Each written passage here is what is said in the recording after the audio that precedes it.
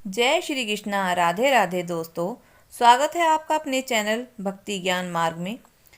वैशाख स्नान करने वाले सभी भक्तों पर भगवान श्री हरि विष्णु अपनी असीम कृपा बनाए रखें।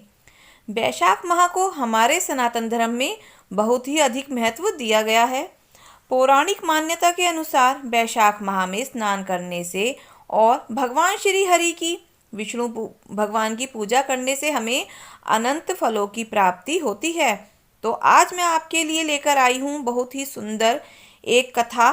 एक एक गांव में एक सेठ और सेठानी रहते थे। उन दोनों के कोई संतान नहीं थी, इसलिए दोनों ही बहुत उदास रहते थे। पर दोनों का एक नियम था कि वह सुबह जल्दी उठकर स्नान करते। फिर दोनों नगर से काफ़ी दूर एक पीपल का वृक्ष था, उसे सींचने के लिए जाया करते थे। वहां जाकर पीपल देवता को जल से सींचते और पूजा अर्चना करते, कथा कहते, फिर वापस घर लौट आते। घर आने के बाद में सेठानी भोजन बनाती और घर के अन्य काम निपटाती। ऐसा करते करते सालों बीत गए। सेठ सेठानी की काफ़ी उम्र भी हो चुकी थी, पर उन्होंने अपना नियम नहीं छोड़ा। लेकिन सेठानी अब पीपल देवता में जल सींच कर आती तो पूरी तरह से थक जाती थी। घर का कामकाज करने में उसे बहुत परेशानी भी होती थी। तो दोनों जब एक दिन पीपल सींच कर घर आए तो सेठानी बोली, काश हमारे भी एक बेटा होता तो हमारे भी बहू आ जाती, और अगर बहू होती तो जब हम लौटकर घर आते तो सारा काम किया हुआ मिलता और भोजन भी तैयार हुआ मिलता। मैं तो सिर्फ विष्णु भगवान की पूजा करती रहती। तो सेठ जी बोले कि ये बात है तो तुम मुझे पहले बता देती। तब ने कहा, पहले बता देती तो क्या होता, लो अब बता दिया। तब सेठ जी ने कहा, तो बहू ला देता और क्या होता, अगर तुम अब कहो तो अब ला देता हूँ। तब सेठानी ने कहा, ये कैसी बातें कर रहे हो, कभी बिना बेटे के बहू आई है क्या? तो सेठ जी बोले, तुम ऐसा करो, एक पोटली में आटा बांध दो और उसमें कुछ सोने की मोहरें भी डाल देना। कुछ ही दिनों में मैं भगवान विष्णु की कृपा से बहू लेकर ही घर आऊँगा। तब सेठानी ने कहे अनुसार एक पोटली बना दी, उसमें आटा और मोहर डाल दी और पोटली सेठ जी को दे दी। सेठ जी उन्हें लेकर चल दिए। चलते चलते वो एक गांव के निकट पहुंचे तो वहीं गांव के बाहर कुछ लड़कियां मिट्टी के घर बनाकर खेल रही थी। तब सेठ जी वहीं पर कुछ दूरी पर बैठकर उन्हें देखने लगे। जैसे ही सूरज डूबने वाला हुआ तो सारी लड़कियां एक दूसरे से बोली कि चलो घर चलते हैं। ऐसा कहकर सारी लड़कियां अपने अपने घरों को तोड़ने लगी। तब उनमें से एक लड़की बोली कि मैं तो अपना घर नहीं तोड़ूंगी, घर तोड़ना बुरी बात है। ऐसा कहकर वो अपने घर की ओर चल पड़ी। तब सेठ जी ने मन ही मन सोचा कि यह लड़की मेरे घर की बहू बन जाए तो मेरे तो भाग्य ही खुल जाएं। ऐसा मन में विचार करते हुए उस लड़की के पीछे पीछे चल पड़े। जैसे ही वह लड़की अपने घर पहुंची तो सेठ जी भी वहां पर पहुंच गए और जाकर आवाज लगाई तो लड़की की माँ आवाज सुनकर बाहर आई। तो सेठ जी को प्रणाम किया और पूछा कि तुम कौन हो और किस काम से यहाँ आए हो? तब सेठ जी ने कहा, मैं बहुत दूर से आया हूँ और पास ही के गांव में जाऊंगा। मैं वहां पर अपने लड़के के लिए रिश्ता देखने जाने वाला हूँ। रात हो गई है, इसलिए मैंने सोचा कि आपके यहाँ रुक जाता हूँ और सुबह होते ही चला जाऊंगा। तब लड़की की माँ ने कहा, ठीक है, कोई बात नहीं, आप काफ़ी दूर से आए हो, थके हुए लग रहे हो, आप हाथ मुंह धो लो, तब तक मेरे पति आ जाएंगे, तब आप भोजन कर लेना। तब सेठ जी ने कहा, मेरा एक नियम है, मैं मेरे खुद के घर का ही आटा खाता हूँ, इसलिए आप इसी आटे की रोटियाँ बना दीजिए, अगर आपको कोई परेशानी ना हो तो लड़की की माँ बोली, इसमें परेशानी वाली कौन सी बात है, लाइए आप आटा दीजिए, मैं आपके लिए भोजन तैयार कर देती हूँ। तब सेठ जी ने उसे आटे की पोटली दे दी। तो जैसे ही लड़की की माँ ने अंदर जाकर आटे की पोटली को खोला तो देखा उसमें आटे के साथ सोने की मोहरें भी थी। तब वह मोहरें लेकर सेठ जी के पास आई और सेठ जी से बोली कि ये मोहरे हैं। तब सेठ जी बोले कि कोई बात नहीं, ये तो सेठानी ने रखी थी और कहा था कि जो भी कोई आपके लिए भोजन बनाए उसे दे देना, तो आप इन्हें रख लीजिए। तो लड़की की माँ ने मन ही मन सोचा कि इतने छोटे से काम के लिए इतनी सारी मोहरें दे रहा है ये, तो इसके घर ना जाने कितना सोना होगा, यह कितना धनवान होगा। क्यों ना मैं मेरी बेटी के विवाह की बात इसके बेटे के साथ करा दूं, तो मेरी बेटी के तो भाग ही खुल जाएंगे। यह सोच ही रही थी कि इतने में उसका पति घर आ गया। तो उसने अपने पति को सारी बात बता दी और कहा कि आप इनसे हमारी बेटी के बारे में बात करो। तो भोजन करने के बाद में लड़की के पिता ने सेठ जी से बात की कि आप बुरा न मानो तो मैं आपसे एक बात कहूँ कि आपके बेटे के साथ मैं अपनी बेटी का रिश्ता तय करना चाहता हूँ, अगर आप कहें तो। सेठ जी यह सुनते ही मन अपना खुश हो गए कि उनकी मुराद पूरी हो गई। वो बोले, एक बात है, मेरा बेटा 3 साल के लिए काशी विद्या अध्ययन के लिए गया हुआ है और हम पीछे से सेठ और सेठानी अकेले रहते हैं।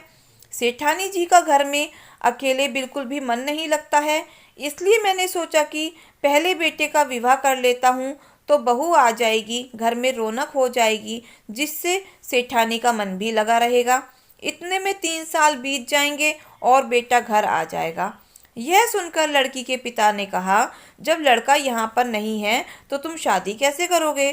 तो सेठ जी ने कहा कि मैं खांड कटोरे के साथ अपने बेटे की बहू का विवाह करना चाहता हूँ। अगर आप चाहते हो तो कर लूँगा, अन्यथा मैं तो सुबह को रिश्ता देखने जा ही रहा हूँ। तब लड़की के पिताजी ने अंदर जाकर लड़की की माँ से बात की। तो उनकी माँ ने कहा कि कोई बात नहीं, 3 साल तो एक ही दम बीत जाएंगे, पता ही नहीं चलेगा। मैं तो कहती हूँ हाँ कर दो, हमारी बेटी वहाँ पर राज करेगी। तो यह सब सुनकर लड़की के पिता ने आकर सेठ जी से हाँ कर दी। रिश्ता पक्का हो गया, शादी तय हो गई। 2 दिन में ही बड़े ही धूमधाम से लड़की की शादी खांड कटोरे के साथ कर दी गई। अब सेठ जी बहू को लेकर नगर की ओर चल पड़े। जैसे ही अपने घर पहुंचे तो जाकर दरवाजा खटखटाया। तब सेठानी ने कहा कि कौन है? तब सेठ जी बोले, मैं आया हूँ बहू लेकर। तब सेठानी ने कहा, क्यों मजाक कर रहे हो? अड़ोस पड़ोस के लोग सुनेंगे तो हंसेंगे। तो सेठ जी ने कहा, दरवाजा तो खोल कर देखो, मैं सच में ही तुम्हारे लिए बहू लेकर आया हूँ। तो जैसे ही सेठानी ने दरवाजा खोला तो बहुत ही सुंदर दुल्हन दरवाजे पर खड़ी थी। तब यह देखकर सेठानी बहुत ही खुश हुई और उसने बहू का खूब आदर सत्कार किया और बड़े प्यार से अंदर बिठाया, भोजन करवाया और फिर जब शाम को बातें करते सो गए। दूसरे दिन सुबह होने पर सेठ सेठानी अपने नियम के अनुसार जल्दी उठे, स्नान किया और पीपल सींचने के लिए जाने लगे। तो सेठानी ने बहू से कहा, बेटा मेरी 2 बातें हैं, ध्यान से सुनना। पहली बात यह है कि चूल्हे की आग मत बुझने देना, और दूसरी बात यह है कि चाबियों का गुच्छा उसे दिया और कहा कि हमारे घर में जो 7 कमरे हैं, इन 6 कमरों को ही खोलना और साफ सफाई कर लेना, लेकिन 7वें कमरे को कभी मत खोल कर देखना। और एक थाली के अंदर चावल और मूंग मिलाकर उसे दे देती है और कहती है, बेटा इन्हें अलग अलग कर लेना, जब तक हम आए भोजन बनाकर तैयार रखना। तो यह सुनकर बहू ने हाँ कर दी और कहे अनुसार वह तो रोजाना काम करने लगी। अब जब रोज सेठ और सेठानी पीपल सींचकर घर आते तो सारा काम किया हुआ मिलता। सेठानी जी तो निहाल हो गई और उनके आते ही उनके कपड़े धोना, उनके हाथ पैर धुलवाना, उन्हें भोजन परोसना, पैर दबाना, खूब सेवा करती। ऐसा करते करते कई महीने बीत गए। एक दिन अचानक उसके चूल्हे की आग बुझ गई। तो उसने सोचा कि जब तक मेरे सास ससुर आते हैं, मैं पड़ोस से आग ले आती हूँ और जल्दी से भोजन बना लेती हूँ। थके हारे आएंगे, आते ही भोजन कर लेंगे। यह सोचकर वह पड़ोस के घर में गई और कहा, मुझे आग दे दो, मेरे माँ बाबूजी आने वाले हैं, मुझे उनके लिए भोजन भी तैयार करना है। तो उसकी पड़ोसन बोली कि तुम कौन हो? तब उसने कहा, तुम्हारे ही पड़ोस की मैं बहू हूँ, तब पड़ोसन ने कहा, अरे सेठ जी की तो कोई औलाद ही नहीं है, बहू कहाँ से आई? तब बहू ने कहा, नहीं, ऐसी बात नहीं है, इनका बेटा काशी विद्या अध्ययन के लिए गया हुआ है, 3 साल बाद आएगा। ऐसा कहकर बहू ने सारी बात बताई। तब पड़ोसन बोली, यह तुम्हें धोखे से लेकर आए हैं, इनके कोई भी बेटा नहीं है। अब मैं तुम्हें जैसा कहती हूँ तुम वैसा ही करना, तुम्हें पता चल जाएगा कि उनके बेटा है या नहीं है। तब पड़ोसन ने जैसा कहा बहू ने घर आकर वैसा ही किया। फीकी दाल बनाकर रख दी, जली भुनी रोटियां बनाकर रख दी। जब सेठ और सेठानी घर आए तो उन्हें बहू उदास लग रही थी। तब सेठानी ने सोचा कि आज लगता है कि कोई बात हो गई है। तब सेठानी ने आकर कहा कि बेटा, आज तुम चुपचाप क्यों हो? तब बहू ने कुछ भी नहीं कहा और ना ही हाथ पैर धोने के लिए पानी दिया और चुपचाप बैठी रही। जब वे भोजन के लिए आए तब कहा कि खुद ही लेकर भोजन कर लो। तब सेठ जी भी सोचने लगे कि आज ऐसी क्या बात है कि रोज तो यह दौड़ दौड़ कर हमारी सेवा करती थी, आज अचानक इसे क्या हो गया? तो सेठानी ने जैसे ही भोजन परोसा और पहला टुकड़ा खाया तो बहू से बोली, बेटा, आज तो दाल अलूनी है। तो बहू ने कहा, दाल तो अलूनी आपको दिखाई दे रही है, मैं आपको फीकी नहीं दिखाई दे रही हूँ।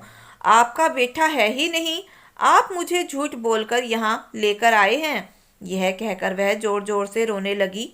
तब सेठानी ने उसे बड़ी ही मुश्किल से चुप कराया और फिर भोजन करवाया और कहा कि बेटा, हम झूठ नहीं बोल रहे हैं, किसी ने तुम्हें झूठी खबर दी है, हमारा बेटा काशी गया है, वह जल्दी ही वापस लौट आएगा। ऐसा समझाकर सब सो गए। सुबह होने पर सेठ और सेठानी ने हमेशा की तरह स्नान किया और उदास मन से पीपल सींचने के लिए जाने लगे। तभी बहू ने कहा कि मुझे उस 7वें कमरे की चाबी दो, आज मैं उसे खोलकर देखूंगी कि उसमें ऐसी क्या बात है जो तुम मुझसे छिपा रहे हो। तब सेठानी ने डरते डरते उसे चाबी दे दी और पीपल सींचने के लिए दोनों चले गए। वहां जाकर सेठानी ने हाथ जोड़कर पीपल देवता से कहा कि हे विष्णु भगवान, मैं कितने सालों से आपकी तपस्या करती आ रही हूँ और आज मैं घर जाकर अपनी बहू को क्या जवाब दूंगी? इतनी आपकी तपस्या करने के बाद भी मुझे संतान का सुख नहीं मिला।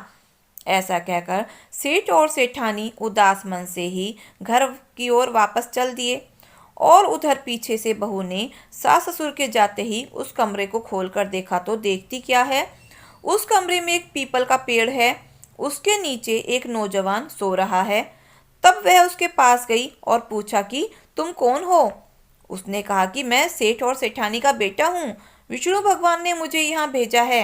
यह सुनकर वह बहू बहुत ही खुश हुई और भाग भाग कर घर का सारा काम किया, अच्छे अच्छे पकवान बनाए और सज धज कर तैयार होकर बैठ गई और अपने सास ससुर का इंतजार करने लगी और साथ ही सोचने लगी कि मैंने पड़ोसन के कहने पर उनका कितना अपमान किया है, वो ना जाने कितने ही दुखी हुए होंगे। चलो कोई बात नहीं, आज मैं उनसे माफ़ी मांग लूँगी और बता दूंगी कि आपका बेटा घर वापस आ गया है। जैसे ही उसके सास ससुर घर आए तो उसने भागकर उनके चरण स्पर्श किए और उनके हाथ पैर धुलवाकर बाद में अच्छी तरह से भोजन परोसकर उन्हें भोजन करवाया। तब सेठ और सेठानी सोचने लगे कि आज बहू बहुत खुश है, उसे देखकर वह भी खुश होकर सो गए। जब वे लेटे तो बहू उनके पैर दबाती हुई कहने लगी कि माँ जी, आप इतनी दूर पीपल सींचने क्यों जाती हो? पीपल का पेड़ तो हमारे घर में ही है। तब उसकी सास बोली, नहीं बेटा, घर में भी कभी पीपल का पेड़ होता है? तो उसने कहा कि मैंने आज कमरा खोलकर देखा है, उसके अंदर पीपल का पेड़ है और वहीं पर आपका बेटा भी सो रहा है। यह सुनकर सेठानी को विश्वास नहीं हुआ। उसने सेठ जी को उठाया। तब दोनों वहां गए तो देखते हैं सच में बेटा वहां पर एक पीपल के पेड़ के नीचे सो रहा है। तब सेठ और सेठानी उसके पास गए और उनसे पूछने लगे कि बेटा तुम कौन हो? तब उसने कहा कि मैं आपका बेटा हूँ। सेठानी बोली, मेरे तो कोई संतान नहीं है, तुम कहाँ से आए हो? तब वह बोला, मुझे विष्णु भगवान ने यहाँ पर भेजा है, आपकी तपस्या से खुश होकर विष्णु भगवान ने मुझे यहाँ पर भेज दिया है। तब सेठानी ने कहा, बेटा मैं तो मान लूंगी कि तू मेरा बेटा है, पर ये समाज कैसे मानेगा कि तू हमारा ही बेटा है। तो वह बोला, आप इसकी चिंता न करें, सुबह पूरे नगर को न्योता दे आना और आप भी तैयार हो जाएं, काठ की आंगी पहन लें, सब कुछ ठीक हो जाएगा। तब सेठ और सेठानी ने वैसा ही किया जैसा उनके बेटे ने कहा था और सबसे कहा कि हमारा बेटा घर वापस आ गया है, इसलिए उत्सव है और भोजन भी वहीं पर करना है। तब सभी गांव वाले कहने लगे कि ये झूठ बोल रहा है, इसके कोई बेटा तो है ही नहीं, तो काशी से कौन आया होगा। तो दो चार बोले कि चलो चलकर देखते हैं कि कौन आया है, किसे लेकर आई है। तो सारे गांव के लोग इकट्ठे हो गए और सेठ और सेठानी खड़े हो गए, दूसरी ओर उनका बेटा और बहू खड़े हो गए। तो सेठानी की आंगी से दूध की धार निकलकर बेटी की दाढ़ी पर और बहू की साड़ी पर गिरी। तो सभी गांव वालों को विश्वास हो गया कि ये सेठानी का ही बेटा है। सारे गांव वाले विष्णु भगवान की जय जयकार करने लगे। उसके बाद सभी लोग वैशाख स्नान करते और पीपल सींचते। तो इस तरह से पूजा करने से सेठ और सेठानी को संतान का सुख प्राप्त हुआ। तो हे विष्णु भगवान, जैसे आपने सेठ सेठानी को दिया वैसे सबको देना। कहानी कहने वाले, सुनने वाले और हुंकारा भरने वाले सभी को देना। तो प्रेम से बोलो विष्णु भगवान की जय हो। तो अब सुनते हैं गणेश जी की चुटक विनायक भगवान की कहानी, क्योंकि गणेश जी की कहानी हर व्रत और पूजा पाठ कथा के बाद अवश्य सुननी चाहिए। एक तालाब में एक मेंढक और एक मेंढकी रहा करते थे। मेंढक तो आलसी था, लेकिन मेंढकी सवा पहर के तड़के उठती और स्नान करती और सवा पहर चढ़ने तक गणेश भगवान की पूजा किया करती थी। तो मेंढक उसे रोजाना देखता और कहता, ये तेरी कैसी पूजा है जो रोजाना ना तो गार खाती है ना मिट्टी खाती है, बस चुपचाप बैठी रहती है। कहाँ है तुम्हारे गणेश भगवान, मुझे भी तो दिखाओ। लेकिन मेंढकी कुछ भी ना कहती। ऐसा करते करते समय बीतता गया। एक दिन गांव की कुछ औरतें घड़े लेकर पानी लेने के लिए आईं। जैसे ही उन्होंने मटकी डुबोई तो मेंढक और मेंढकी दोनों उस घड़े में आ गए। उस औरत ने घर जाकर उस घड़े को सीधा भट्टी पर चढ़ा दिया और नीचे आग जल रही थी। तो मेंढक कहने लगा कि मेंढकी, मैं तो जल रहा हूँ। तो मेंढकी कहती है, मुझे तो ठंडी ठंडी हवा आ रही है, मैं तो बिल्कुल भी नहीं जल रही हूँ। तो मेंढक बोला कि आज तुम्हारे गणेश भगवान को बुलाओ, अगर आज हमारी जान बचती है तो मैं भी तुम्हारे साथ गणेश भगवान को मानूंगा। मैं भी रोजाना सवा पहर चढ़ने तक सवा पहर की पूजा किया करूंगा। तो मेंढकी ने मन ही मन गणेश भगवान का स्मरण किया। तो स्मरण करते करते करते ही दो गधे लड़ते लड़ते आए और उस घड़े से टकरा गए। वह घड़ा फूट गया और मेंढक और मेंढकी वहां से निकले और वापस तालाब में चले गए और वहां जाकर दोनों रोजाना सुबह जल्दी स्नान करते और बाद में सवा पहर चढ़ने तक गणेश भगवान की पूजा करते। उसी के बाद खाना खाते। तो हे गणेश भगवान, जैसा फल मेंढक और मेंढकी को दिया वैसा सबको देना। तो प्रेम से बोलो गणेश भगवान की जय हो। अगर आप हमारे चैनल पर नए हैं तो प्लीज़ वीडियो को लाइक, शेयर और सब्सक्राइब करें और कमेंट बॉक्स में जय श्री कृष्णा, राधे राधे, विष्णु भगवान की जय हो जरूर लिखें। तो धन्यवाद।